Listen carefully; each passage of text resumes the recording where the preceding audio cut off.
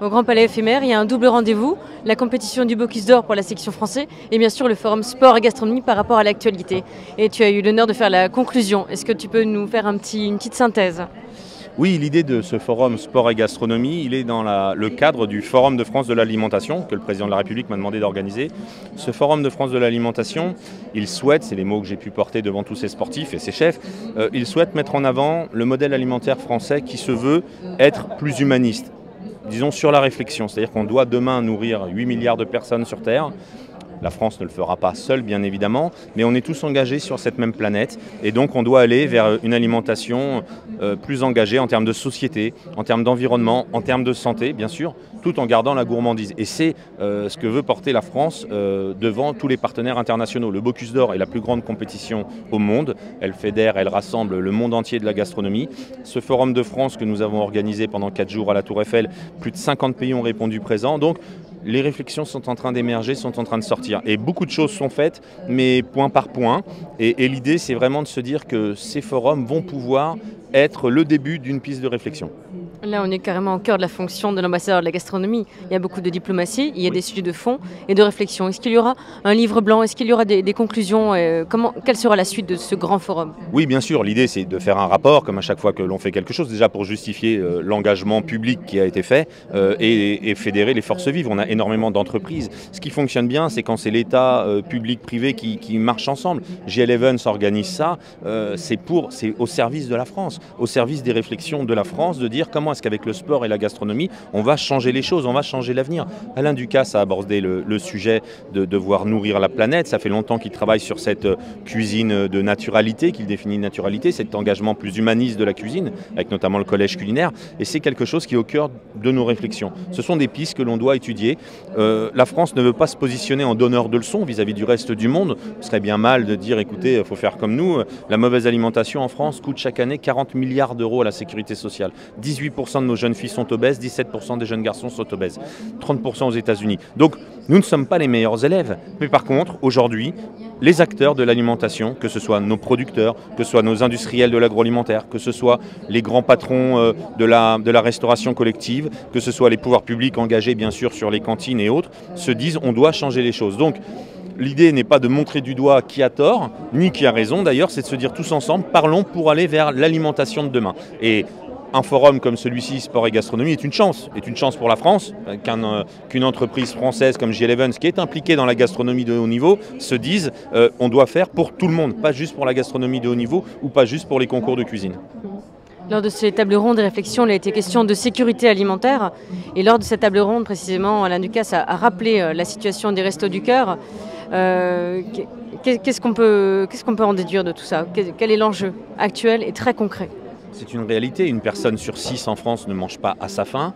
Ce n'est pas de la publicité, ce n'est pas du marketing. L'appel à l'aide et au secours des Restos du Cœur est un appel sincère. Ce n'est pas un coup de pub qu'on souhaitait faire les Restos du Cœur. Donc ça doit nous alerter sur le fait que dans un pays comme le nôtre aujourd'hui, à quel moment est-ce que l'on a perdu le sens de notre alimentation? À quel moment est-ce qu'on a fait croire aux gens que le low cost dans l'alimentation était la solution, puisque ça enlève le travail de nos producteurs, de nos agriculteurs. Il y a une détresse dans toutes les filières, donc il faut remettre l'alimentation, et ça passera par une éducation bien évidemment des plus jeunes à l'alimentation, pour aller vers une alimentation de bon sens tout simplement. Une volaille, une viande à un prix très très bas dans un hypermarché, quel qu'il soit, il faut se poser la question, ce n'est pas possible de faire de la qualité, que ce soit en termes d'environnement, en termes de bien-être animal et ainsi de suite, s'il n'y a pas un certain prix. Donc il faut pouvoir remettre tout ça au goût du jour, et c'est sûr que ça a un coût, mais on sait que la mauvaise alimentation, ça tue. Donc il faut pouvoir se réinvestir dans ça, et c'est au pouvoir public, aux grandes entreprises, à toutes celles et ceux qui viennent à l'aide, notamment au Resto du Cœur, de réfléchir à une meilleure gestion de cette alimentation. On en parlait avec les organisations, que ce soit les Restos du Cœur, le Secours Populaire. À quel moment est-ce que, pour sortir des gens d'une certaine précarité, on les emmène malgré nous vers une autre? Aujourd'hui, on sait que les gens qui reçoivent de l'aide alimentaire sont les gens qui sont en précarité alimentaire, mais de santé, qui ont du diabète, qui ont du cholestérol. Il faut qu'on puisse les amener amener en les aidant à aller vers une meilleure alimentation. Il faut qu'on dise à nos partenaires que sont les industriels, notamment de l'agroalimentaire, donnez-nous des produits qui sont des produits de meilleure facture, pas des ultra transformés. Et les gens de l'agroalimentaire sont d'accord, puisqu'ils le disent, eux, ils sont là pour faire bien sûr des bénéfices, pour pouvoir être présents sur le marché, mais ils ne sont pas là pour faire de la mauvaise qualité. Et en fait, il suffirait que chacun, ceux qui achètent en tout cas, ne puissent acheter que de la qualité pour qu'eux ne fassent que de la qualité. Donc c'est vraiment le sens commun, le bon sens qui fera que l'on va aller vers quelque chose d'autre. On parlait de la saisonnalité. Bien évidemment, une tomate hors saison, oui, mais il faut que tout le monde mange des tomates. Oui, mais non, parce qu'en fait, cette tomate hors saison, elle n'est pas bonne, elle coûte très cher. Pour pousser, il y a des intrants, ça tue la planète, ça vient de l'autre bout du monde, il y a un impact carbone qui est important. Donc il faut pouvoir apprendre aux gens, l'hiver, à manger du chou-fleur et du poireau. Donc, mais ça, tout ça, ça prend du temps et ça fait déjà de nombreuses années que toutes les pistes sont évoquées. Thierry Marx était aussi quelqu'un qui travaille énormément là-dessus. Je sais qu'il est intervenu tout à l'heure pendant le forum. Donc je pense que tous ensemble, il faut pouvoir accompagner la population mondiale vers une meilleure alimentation. Pas demander à ceux qui aujourd'hui, notamment, on en parlait avec les gens de la FAO, des Nations Unies, pas les gens qui aujourd'hui sont en famine et tout ça, c'est pas eux qu'il faut demander les solutions, les pauvres, il faut pouvoir les aider, les maintenir, mais par contre, les pays qui interviennent pour les aider ne doivent pas les emmener vers une autre précarité, ne doivent pas leur donner des sodas et des produits ultra transformés. Ils doivent les accompagner vers de l'agriculture saine, vers du bio, vers tout ça, pour avoir une meilleure alimentation, bonne pour la santé, bonne pour soi, bonne pour l'autre et bonne pour l'environnement. Et finalement, on se rend compte que ce forum vient à point nommé parce que ce ne sont pas des questions pour demain, mais déjà d'aujourd'hui. Oui, c'est un bilan de ce que l'on a fait. Avoir l'humilité de se dire que les solutions que l'on prône depuis des années ne fonctionnent pas.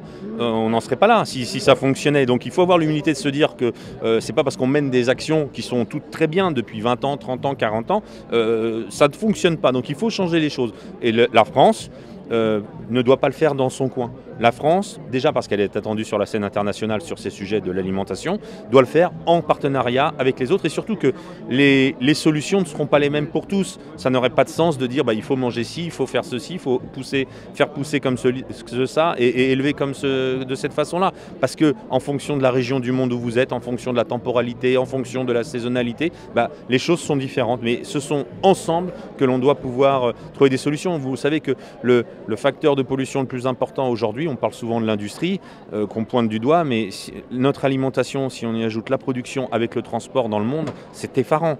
Et les chiffres de la FAO le montrent, 50% de ce qui est produit sur Terre n'est pas consommé. 50%.